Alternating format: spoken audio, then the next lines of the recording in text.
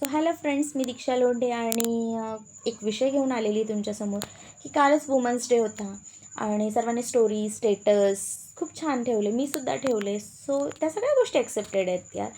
But मला असं वाटतं ना की खरंच आपण स्वतःला वेळ देतो का? कारण आपण महिनाभर कष्ट करतो, महिनाभर काम करतो आणि आपण एका त्या दिवसाची वाट बघतो ज्या दिवशी आपला पगार होणार असतो. पण त्याच पगारातून जेव्हा ₹100 स्वतःवर खर्च करण्याची वेळ येते ना, त्यावेळेला आपली हिंमत नाही होत. आपण 10 वेळा विचार करतो की हे पैसे आपण स्वतःवर खर्च करू की नको करू. इथपर्यंत आपण विचार करत असतो. पण मला असं वाटतं की करूया ना यार. एवढं कमवतो, आपल्या पगारामधले ₹100 किंवा ₹500 देखील आपले नसतात का? आपला त्यांच्यावर हक्क नसतो का? जबाबदाऱ्या, फॅमिली या सगळ्यांमध्ये आपण स्वतःला का विसरतो? का हरवतो आपण स्वतःला? आपला आनंद नाही आहे का? मला सांगा, आपल्या आनंदाचा विचार कोणी केला आहे का?